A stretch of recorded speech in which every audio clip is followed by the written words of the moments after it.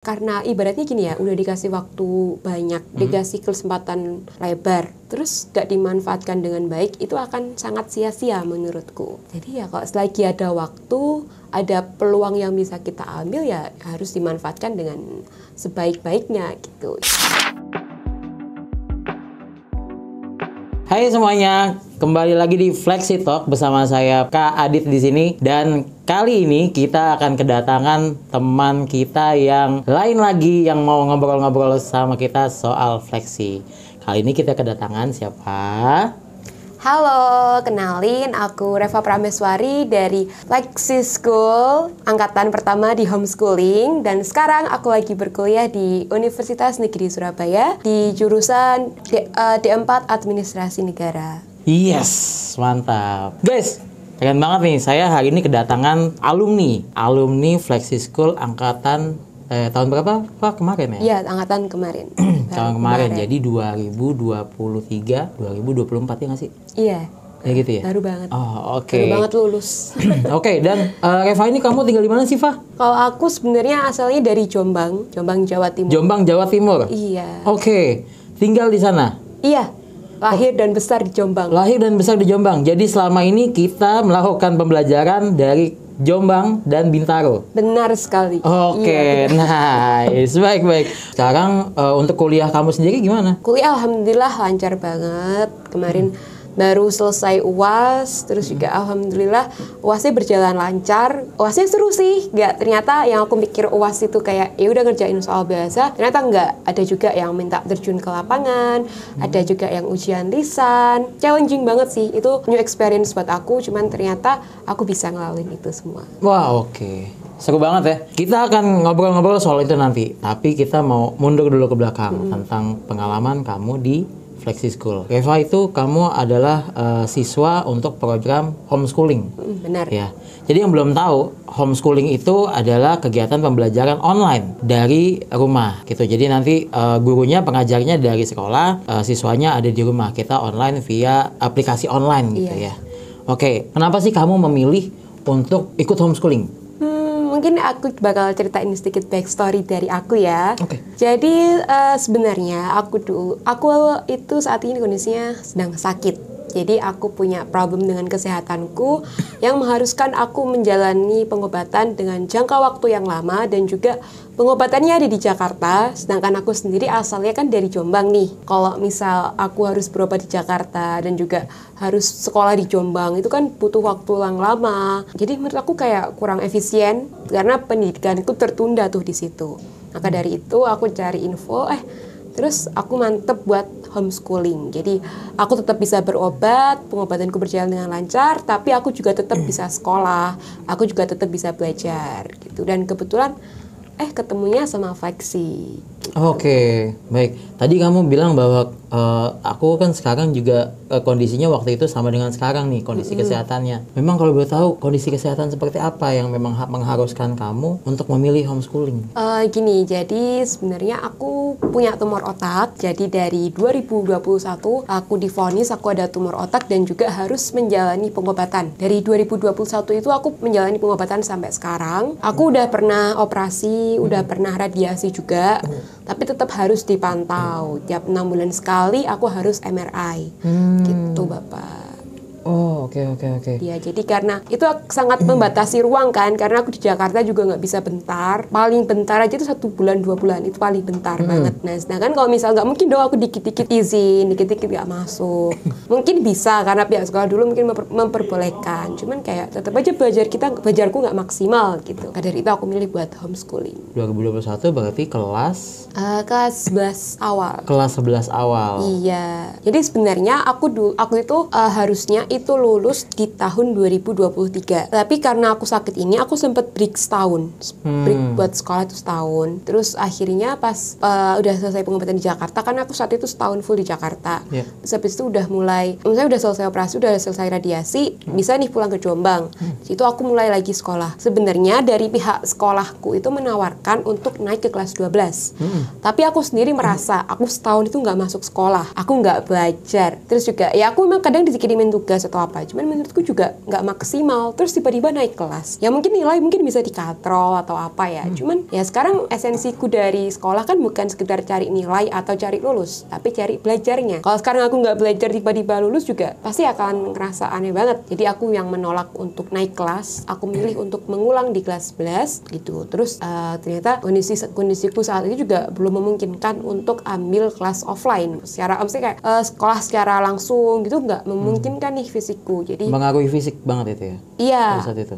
Aku nggak bisa banget kecapean dikit. Aku pernah saat sekolah full 1 bulan, ternyata harus opnamanya juga full sebulan gitu. Saat itu begitu di 2021. Oke, Reva, saya masih mencoba kita ke situ ya, karena saya suka banget dengar tadi ketika kamu menceritakan hal tersebut tanpa tanpa beban gitu. Kalau menurut saya, dan sudah sangat penuh semangat ketika kamu cerita saat kondisi saya seperti ini, saya ditawarkan untuk lompat kelas, itu ibaratnya diberikan kemudahan, kamu malah nggak ngambil kesempatan itu gitu, malah kepikiran buat mengulang lagi prosesnya. Apa yang membuat kamu termotivasi sebenarnya soal itu? Ya itu tadi esensi dari belajar.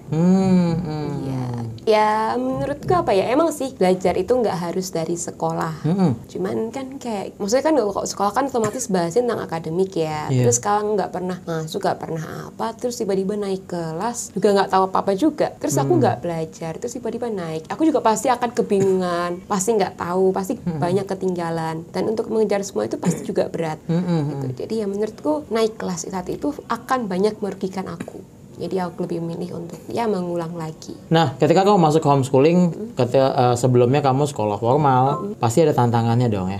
Ada tantangannya gitu. Apa sih yang cukup menantang untuk kamu nih masuk ke homeschooling? Yang pertama lingkungan. Karena aku pribadi sebenarnya dari SD, SMP itu anaknya aktif banget. Aktif organisasi, aktif apa gitu. Terus kalau misal homeschooling kan otomatis ya agak sedikit terbatas, karena saat itu kan kondisi homeschoolingku karena sakit. Jadi aku kurang bisa tuh kalau misal gerak banyak. Dan di homeschooling juga kurang bisa ketemu orang. Sedangkan aku orangnya tuh ekstrovert banget. Aku suka ketemu orang. Kalau nggak ketemu orang tuh aku kayak malah bingung, malah stres gitu kan. Jadi kayak itu sih tantangannya. Jadi dari mulanya bisa ketemu orang, bisa ngobrol banyak gitu. Terus pas homeschooling ternyata harus ruang geraknya dibatasi gitu. Okay. Itu sih tantangannya. Proses adaptasinya lama nggak sih, Pak? Adaptasi ya di awal berapa bulan ya, adalah kayak di awal-awal gitu. Tapi ternyata ada kalinya ya aku mikirin banget, tapi kadang-kadang kayak ya udahlah gitu. Tapi justru aku masuk schooling tuh malah seneng banget sih. Soalnya kayak di sekolah formal kan otomatis kita banyak nih dipecah. Kita selain belajar, kewajiban belajar selama 7 sampai jam 4 itu, kita juga harus ada ekstrakurikuler atau apa. Tapi kayak kadang tuh fokusnya jadi nggak terpecah gitu kan. Apalagi kayak yang kita pelajari saat itu belum tentu kita mau, belum tentu kita suka. Tapi kalau di fleksi itu kan belajarnya kayak akademik, tapi kan cenderung fleksibel. Terus juga banyak banget diajari tentang life skill, dan juga ada orientasi minat bakat, ada project. Dan menurut aku di situ kayak dari dua sisiku, dari sisi akademik dan juga sisi personalku itu benar-benar dikembangkan secara seimbang. Jadi aku suka banget. Jadi aku nggak sekedar cuma bisa belajar secara akademik, tapi juga belajar untuk kehidupanku gitu.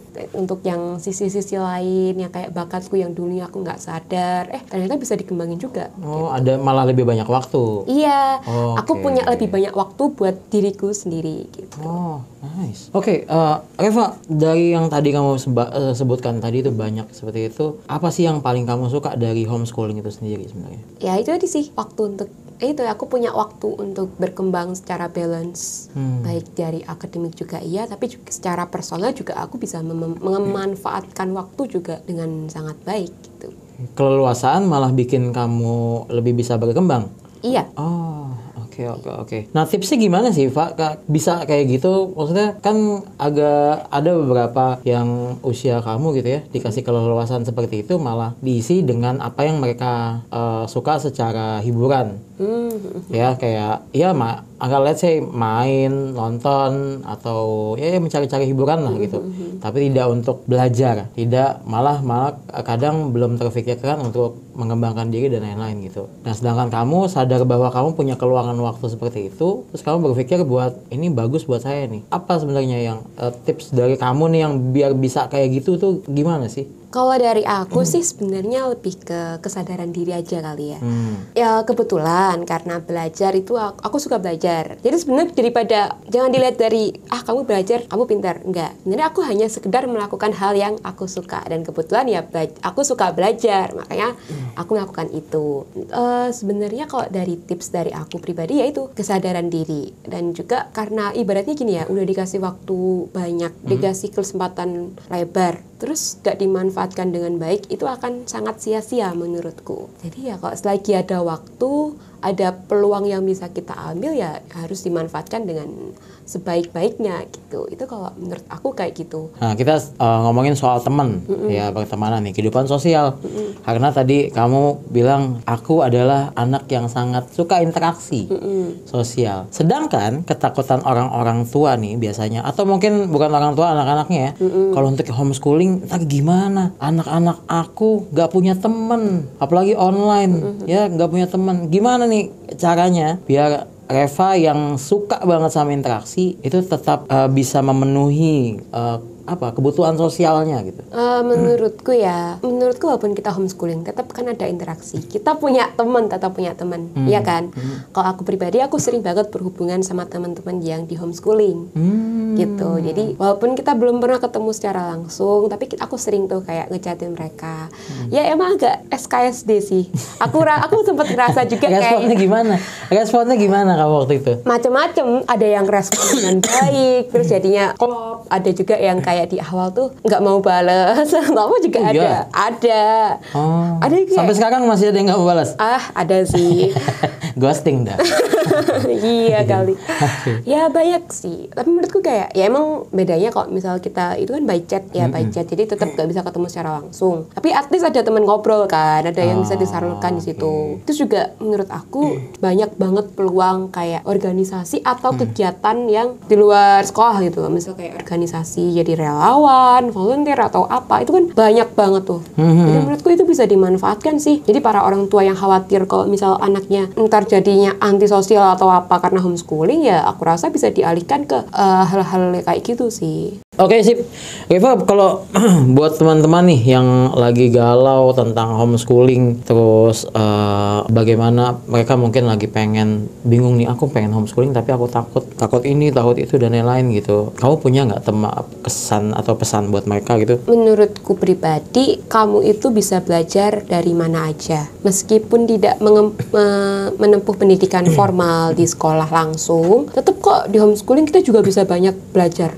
Bahkan yang kayak aku sampaikan tadi, kita punya banyak waktu untuk diri kita sendiri. Aku yang dulu awalnya nggak selalu terburu-buru, rutinitasnya itu sekolah sampai rumah maghrib istirahat, nggak ada sejam, belajar lagi, gitu terus. Terus kalau semenjak, jadi kayak apa ya, aku merasa aku gak punya cukup waktu untuk diriku. Aku kadang kayak semua berjalan dengan cepat, aku nggak tahu. Sampai akhirnya kayak aku ngelakuin semua tuh tujuannya apa? Aku seneng nggak? Ngapain aku ngelakuin kayak ini gitu. Nah, tapi kalau misal di homeschooling ini ya itu lebih banyak waktu, jadi tetap bisa seimbang, semuanya belajarnya juga iya, dan juga misal di Flexi kan banyak banget nih pembimbingan life skillnya. Di situ jadi sangat membantu banget untuk kamu setidaknya bisa tahu lah tujuan hidupmu ini apa gitu, dan apa yang perlu diperbaiki dari kita secara personal. Aku belajar banyak gitu sih di homeschooling di Flexi ini. Oke, asik banget Reva. Oke Reva, makasih banget ya. Kita udah ketemu lagi nih. Ketemu tatap muka akhirnya. Setelah bertahun-tahun kita dipisahkan oleh jarak layar laptop ya. Iya. Gitu, tapi oke, saya tidak merasa kekurangan apapun bertemu dengan kamu. Kita ngobrol seperti biasa. Masih dengan Reva yang enak untuk diajak ngobrol dan bicara. Semangat terus ya Reva ya. Sukses buat kamu untuk kuliahnya. Jangan lupa untuk terus bisa berguna untuk orang lain, dan yang paling penting juga untuk diri kamu sendiri. Terus semangat, terus sehat gitu ya. Oke teman-teman semua, sampai di sini dulu obrolan kita di pertemuan kali ini. Kita akan ngobrol-ngobrol dengan teman-teman kita lain lagi dari Flexi di Flexi Talk selanjutnya. Thank you.